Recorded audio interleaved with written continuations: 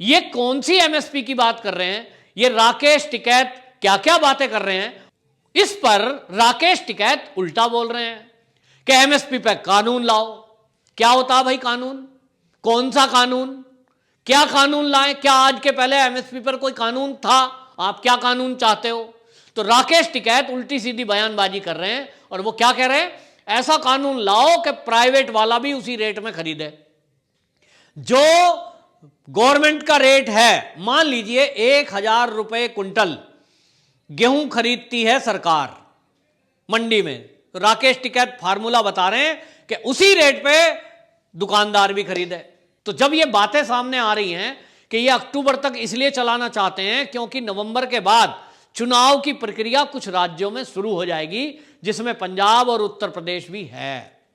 तो क्या किसान नेता अपनी राजनीतिक रोटी सेकने के लिए और अपनी राजनीतिक जमीन बनाने के लिए किसानों का मूर्ख बना रहे हैं? नमस्कार, मैं हूं पवन त्यागी। आज के मोदी जी के संसद में उद्बोधन के बाद किसान आंदोलन के नाम पर किसानों को बरगलाकर दिल्ली के बॉर्डर पर बैठे हुए जो किसान नेता हैं उनके पास जवाब नहीं बन रहा, और इसलिए वो बगले झांक रहे हैं, इधर उधर देख रहे हैं, उल्टा सीधा बयानबाजी कर रहे हैं, उल्टी सीधी बातें कर रहे हैं। जिन बातों को लेकर के इन्होंने आंदोलन खड़ा किया और किसानों को लेकर के ये दिल्ली के बॉर्डर पर आए थे, आज वही किसान इनसे सवाल पूछ रहे हैं कि भाई आप हमसे झूठ बोलकर क्यों लाए यहां? आप तो हमें बहका रहे थे कि हम लाएंगे एमएसपी पर गारंटी, हम ला रहे हैं बिजली वालों के बिल पे, हम ला रहे हैं प्रदूषण के नाम पर कि पराली जलाने पर जो हमें दंड दिया जा रहा है उसको खत्म कराने के लिए लाएंगे। लेकिन आज आप बोल रहे हो कि यह आंदोलन हर हाल में अक्टूबर तक चलेगा। तो जब ये बातें सामने आ रही हैं कि ये अक्टूबर तक इसलिए चलाना चाहते हैं क्योंकि नवंबर के बाद चुनाव की प्रक्रिया कुछ राज्यों में शुरू हो जाएगी, जिसमें पंजाब और उत्तर प्रदेश भी है। तो क्या किसान नेता अपनी राजनीतिक रोटी सेकने के लिए और अपनी राजनीतिक जमीन बनाने के लिए किसानों का मूर्ख बना रहे हैं? और यह सवाल जब लोग पूछ रहे हैं, किसान पूछ रहे हैं, तो नेता इधर उधर की बातें कर रहे हैं। राकेश टिकैत भी उनमें से एक ही है। राकेश टिकैत ने आज एक नया बयान जारी किया, और जब मोदी जी ने सदन के अंदर भरी सभा में बोला है कि एमएसपी है, एमएसपी थी, एमएसपी रहेगी, ये खत्म नहीं होने जा रही है, और ये ऑन रिकॉर्ड हो गया। एमएसपी के लिए पहले भी था। एमएसपी है क्या? गवर्नमेंट जो किसानों से फसल को खरीदती है, वो गेहूं, चावल और दाल, और इसमें बाजरा भी शामिल है। जब ये खरीदती है तो वो जो खरीदती है वो अपना एक रेट तय करती है कि इस साल का रेट ये रहेगा, ये सरकार का रेट है। सरकार उस गेहूं को खरीदती है, चावल को खरीदती है। क्यों? क्योंकि उनको, उन लोगों को ये गेहूं और चावल बांटना है जो गरीबी रेखा के नीचे जीवन यापन करते हैं, जिनकी संख्या लगभग 40 करोड़ के करीब है। ऐसे लगभग 40 करोड़ लोगों को निःशुल्क अनाज उपलब्ध कराना राशन पर, यह सरकार की जिम्मेदारी है, और सरकार इसको पे करती है किसानों को। अब मिनिमम रेट जो है, वो समर्थन मूल्य जो तय होता है साल का, उससे हर किसान का अन्न नहीं खरीदा जा सकता। जितने देश में किसान हैं सबकी फसल नहीं खरीदी जा सकती, क्योंकि सरकार को उतने की जरूरत भी नहीं है। 40 करोड़ लोगों के लिए जितना अन्न चाहिए उतना खरीदती है। 60% जो बाकी हमारे देश की जनसंख्या है, यानी आप समझ लीजिए कि आज की डेट में 130 करोड़ जनसंख्या हमारे देश की है। इस 130 करोड़ में 40 से 50 करोड़ वो हैं जिनके लिए सरकार को खरीदना है। लेकिन आप 70 करोड़ वो लोग हैं, 70 करोड़ इस देश के वो लोग हैं, 70 से 80 करोड़, जो अपने आप अपने लिए अन्न बाजार से खरीदते हैं। तो वो सरकार से नहीं खरीदते, वो प्राइवेट लोगों से खरीदते हैं। जैसे मैं आपको बताऊं, जितने भी लोग शहरों में रहते हैं वो कोई गेहूं खरीद के नहीं लाते, वो बाजार जाएंगे और पिसा हुआ गेहूं यानी आटा ले आते हैं बाजार से जाके कि भाई आशीर्वाद आटा, फलाना आटा, जो भी कंपनियां हैं बाजार में उपलब्ध, सीधा सीधा आटा लाते हैं। अगर उनको जो है चावल लाना है तो खुला हो या पैकेट का हो, दुकान से लाकर ले आते हैं। वो किसानों से खरीदने नहीं जाते। अब जो मार्केट में चावल है या आटा है वो कोई कंपनी लाती है और कंपनी किसान से खरीदती है। किसान से डायरेक्ट नहीं खरीदती, बीच में मंडियां हैं, लेकिन खरीदा जाता है, एक सिस्टम है। तो जो सरकार खरीदती है मिनिमम समर्थन मूल्य पर, जो एमएसपी पर, वो सरकार ने खुला बिल्कुल संदर्भ में मोदी जी ने अपने उद्बोधन में कह दिया कि यह जारी रहेगा, यह बंद नहीं हो सकता, क्योंकि गरीबों को राशन देना वो सरकार का काम है और वो हमें देना है। जनसंख्या बढ़ेगी तो हमें और देना है। इस पर राकेश टिकैत उल्टा बोल रहे हैं कि एमएसपी पे कानून लाओ। क्या होता है भाई कानून? कौन सा कानून? क्या कानून लाएं? क्या आज के पहले एमएसपी पर कोई कानून था? आप क्या कानून चाहते हो? तो राकेश टिकैत उल्टी सीधी बयानबाजी कर रहे हैं और वो क्या कह रहे हैं, ऐसा कानून लाओ कि प्राइवेट वाला भी उसी रेट में खरीदे। जो गवर्नमेंट का रेट है, मान लीजिए 1,000 रुपए क्विंटल गेहूं खरीदती है सरकार मंडी में, तो राकेश टिकैत फार्मूला बता रहे हैं कि उसी रेट पे दुकानदार भी खरीदे। भाई दुकानदार कैसे खरीद लेगा उसी रेट पे? जरा हमें बता दो। सरकार की मंडी पर आप खरीद रहे हैं, दुकानदार को कितना गेहूं चाहिए, कितना क्या अनाज चाहिए, वो उसके लिए स्वतंत्र है। कैसे जबरदस्ती उसको बेचोगे आप कि नहीं तू खरीद? उस पर कोई कानून बना सकते हो? रेट तय हो सकता है क्या? आप मुझे ये बता दीजिए कि सरकार को आप बाध्य कर रहे हैं कोई चीज खरीदने के लिए, प्राइवेट बंदा कैसे बाध्य हो जाएगा?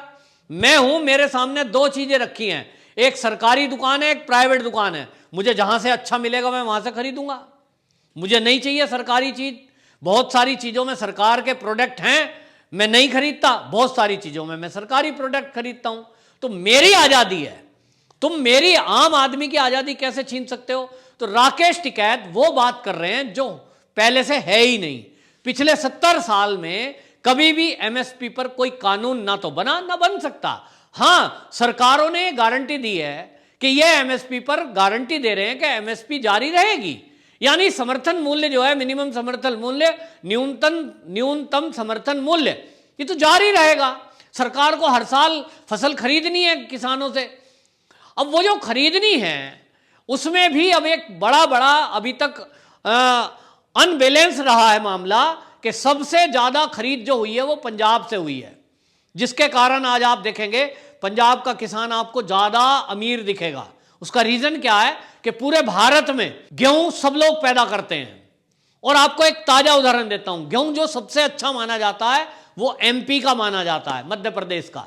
मध्य प्रदेश में सबसे बढ़िया कोटि का गेहूं पैदा होता है, लेकिन सबसे ज्यादा खरीद सरकार यदि कर रही है तो वो पंजाब की कर रही है, क्योंकि एक समय पंजाब में केवल धान की फसल होती थी, गेहूं की नहीं होती थी।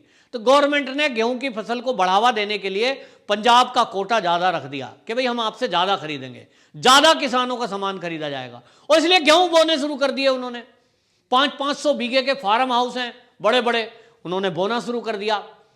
अब वहां का किसान पंजाब का जब ज्यादा कोटा है तो ज्यादा बेचकर ज्यादा अमीर हो गए, लेकिन उसका परिणाम यह हुआ कि वो जो बैलेंस था वो बिगड़ गया। उत्तर प्रदेश के किसानों को यह सुविधा नहीं है कि उनका उतनी मात्रा में गेहूं खरीदा जाए सरकारी मंडियों द्वारा जितना वो पैदा करते हैं। अब सरकार को यह बैलेंस करना पड़ेगा, तो इस बैलेंस को करने का विचार सरकार करेगी। लेकिन आप कौन सी बात कर रहे हैं, ये कौन सी एमएसपी की बात कर रहे हैं? ये राकेश टिकैत क्या क्या बातें कर रहे हैं। उसका भाई जो है नरेश टिकैत, वो एक टीवी चैनल की डिबेट में बोल रहे थे कि मोदी जी से हमारी कोई लड़ाई जो है वो बिलों को लेकर नहीं है, वो एमएसपी को लेकर नहीं है, हमारी लड़ाई तो सम्मान की लड़ाई है। तो नरेश टिकैत कुछ बोल रहे हैं, राकेश टिकैत कुछ बोल रहे हैं। तो भाई नरेश टिकैत से पूछा कौन से सम्मान की लड़ाई, तो वो मैंने खुद सुना, वो एक टीवी चैनल पे बैठे हुए कह रहे जी अगर मोदी जी हाथ जोड़ के ये कह दें कि आप जो है शांतिपूर्वक ये धरना खत्म कर दो तो हम धरना खत्म कर दें। और ऐसा ना कह के उन्होंने तो किसानों का अपमान कर दिया। क्या अपमान कर दिया भाई? मोदी जी ने सदन के अंदर क्या कहा है? उन्होंने कहा कि कुछ विदेशी ताकतें, कुछ बाहरी लोग, कुछ आंदोलन जीवी, उन्होंने उन लोगों को कहा है जो आपके आंदोलन में घुसपैठ कर रहे हैं, घुसपैठियोयों को कहा है। किसान को एक शब्द भी नहीं कहा और किसानों के लिए सम्मानजनक शब्द इस्तेमाल किया है। और मोदी जी ने जितनी बात की सदन के अंदर, वो किसानों के लिए किया जाने वाला सरकार के द्वारा जो काम है वो गिनवाया है कि हमने गरीब किसानों को ध्यान में रखते हुए कानून बनाया, हमने गरीब किसानों के लिए खाते खुलवाए, हमने गरीब किसानों के खाते में पैसे डाले, हमने उनके लिए फसल बीमा योजना चलाई, हमने उनके लिए स्वास्थ्य की योजना चलाई, योजनाएं गिनवाई। तो आप कौन से अपमान की बात कर रहे हो? एक बात समझ में आ रही है राकेश टिकैत और नरेश टिकैत के दोनों की बातचीत में, कि इन दोनों में आपस में सलाह नहीं है, इन दोनों के आपस के विचार मिलते नहीं है, और दोनों को यह भी नहीं पता कि हमें विरोध किस बात का करना है, बस कोई ना कोई मुद्दा ले आना है। जैसे अभी 2-3 दिन हुए होंगे, राकेश टिकैत ने एक नया मुद्दा कर दिया कि सरकार को 16,000 रुपए क्विंटल गेहूं खरीदना चाहिए। नई बात है, आपकी मन है, आप कह दो जी 50,000 क्विंटल, 16 ही क्यों कहा, 50,000 बोल दो, सोने से तुलना कर रहे हो, हीरे से कर दो, ये तो अपनी मर्जी है ना। तो राकेश टिकैत एक ऐसा सुर्रा छोड़ रहे हैं जो कम्युनिस्टों का सुर्रा है। कम्युनिस्टों की एक वर्क स्टाइल है ये आंदोलन खड़ा करने की, कि जब वो आंदोलन खड़ा करते हैं तो आंदोलन में ऐसे थोड़ी भीड़ चल के आ जाएगी, वो ऐसे ही खड़ी करते हैं। वो कहते हैं लोगों को फ्री में मकान दो, लोगों को पक्की नौकरी करो, ऐसे ऐसे झंडे लेके खड़े होंगे तो अपने आप ही लोग पीछे आ जाएंगे, भाई ये बढ़िया यूनियन है, ये तो सरकारी नौकरी पक्की करा रहे हैं, ये तो मकान भी दिला रहे हैं, ये तो बच्चों की शिक्षा दिला रहे हैं। और इसलिए कम्युनिस्टों ने इस देश में बहका बहका कर यहां हमारे लाखों उद्योग धंधों को चौपट कर दिया। आज वही कम्युनिस्ट इस किसान आंदोलन को हाईजैक करे हुए हैं। मेधा पाटेकर को हमने राकेश टिकैत की बराबर में खड़े होकर भाषण देते सुना है, तो राकेश टिकैत ने उनको मंच दिया है, और यह संभावना जताई जा रही है, जो कि अब तक अंदर से इंटेलिजेंस की रिपोर्ट आ रही है, कि यही वामपंथी लोग पूरे आंदोलन को हाईजैक किए हुए हैं। राकेश टिकैत वो बोलते हैं जो ये लोग बुलवाते हैं। इनके पीछे कौन ताकते हैं, इनका भी खुलासा टूल किट के माध्यम से हो चुका है। अब राकेश टिकैत किस मुंह से, जब से इनका ये चक्का जाम फ्लॉप हुआ है, ये किस मुंह से कह रहे हैं कि किसान इन बिलों के विरोध में है?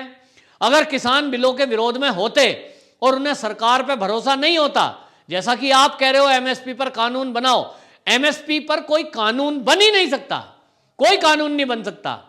लेकिन आप बेमतलब की बात खड़ा कर रहे हो, क्योंकि आपको अब अपनी इज्जत बचानी भारी हो रही है। अब आपको यह आंदोलन खत्म करके घर जाना भारी हो रहा है, क्योंकि आपने रोज रोज एक भाषण में एंड करा है कि जब तक बिल वापसी नहीं तो घर वापसी नहीं। अब आपको लग रहा है घर वापसी क्या मुंह दिखा के ले जाऊंगा, वापसी, घर वापसी का रास्ता सूझ नहीं रहा।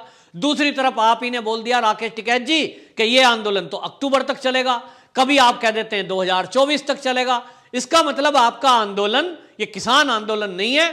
किसान आंदोलन होता तो चक्का जाम सफल होता। किसान आंदोलन अगर आपका किसान साथ होता तो उत्तर प्रदेश में आप किसान आंदोलन को मना नहीं करते।